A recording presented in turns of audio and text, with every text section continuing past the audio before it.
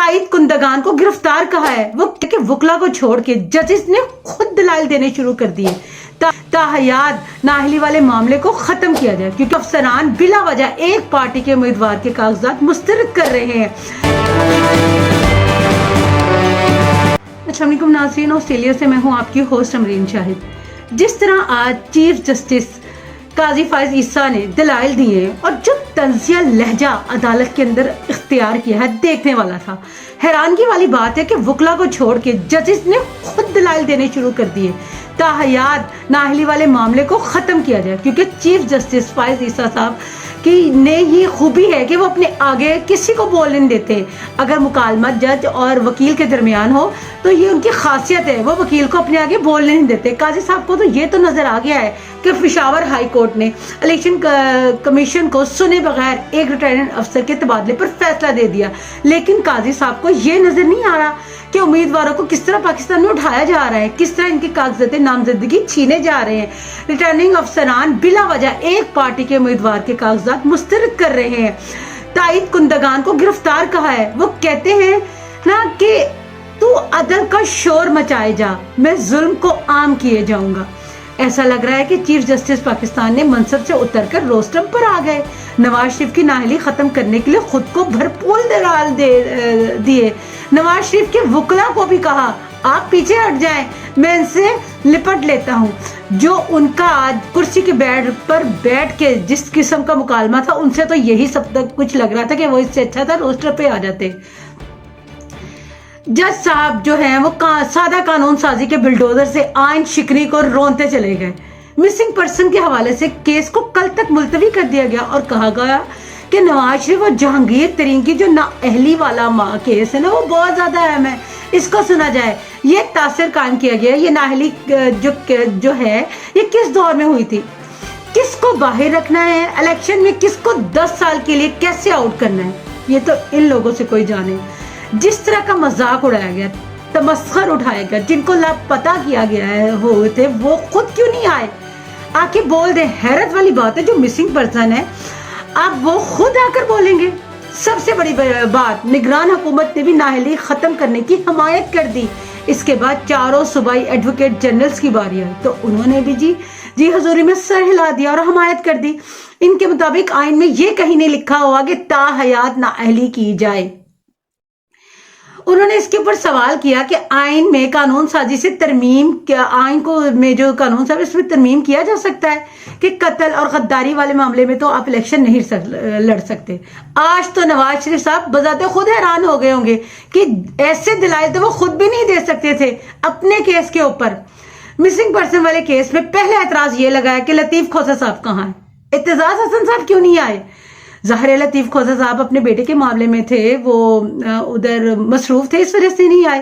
شعیب شاہین نے بہت بہتر طریقے سے مقدمہ جو ہے وہ لڑ رہے تھے۔ عمران ریاض کا نام آنے پر بہت گفتگو ہوئی، جس پر انہوں نے کہا کہ آپ نے ایک جرنلسٹ کا ذکر کیا تھا تو قاضی فائز عیسیٰ صاحب سے نے کہا آپ اسے ایسے شو کروا رہے تھے کہ وہ جانتے ہی نہیں ہے کہ عمران ریاض صاحب کون ہیں۔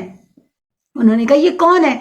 شعیب شاہین نے کہا وہ ایک جرنلسٹ ہے، پہلے مسنگ تھے، اب وہ آ گئے ہیں۔ قاضی صاحب نے کہا اگر وہ آ گئے ہیں تو وہ ذاتی طور پر خود آ کے کیوں نہیں کہتے کہ ان کو کس نے اٹھایا، جس پہ شعیب شاہین نے کہا وہ پہلے بول نہیں سکتے تھے، اب وہ ان کی جو حالت ہے وہ پہلے سے بہتر ہے۔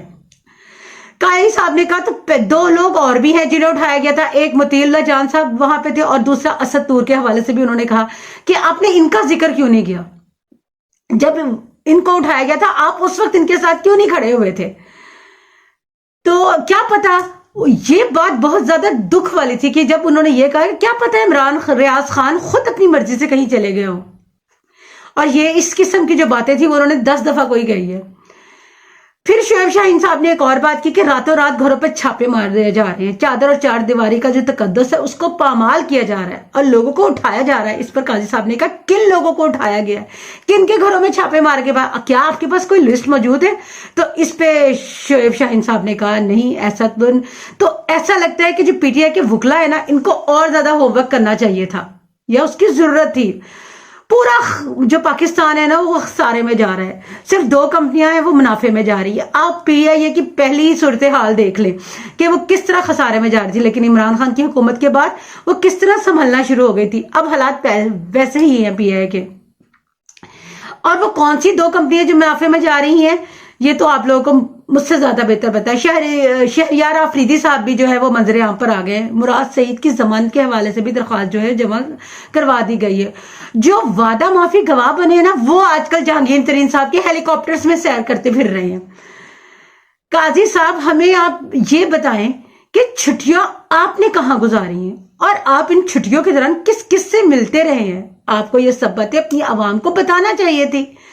अब सब कुछ आवाम के हाथ में है। इलेक्शन अगर होते हैं, चाहे वो साफ शफाफ हो या ना हो, अगर अवाम बड़ी तादाद में बाहर निकलती है तो फिर वो लोग अवाम का मुकाबला नहीं कर सकते, क्योंकि इमरान खान सियासी पार्टी अब नहीं रहा है, अब वो लोगों का एक लीडर बन गया है। अगर इतना जुल्म किसी और के साथ होता तो लोग कहते बस बस बहुत हो गया है, अब हमने इस पार्टी के साथ खड़े नहीं होता, लेकिन लोग जो है वो इमरान खान को छोड़ने के लिए तैयार ही नहीं।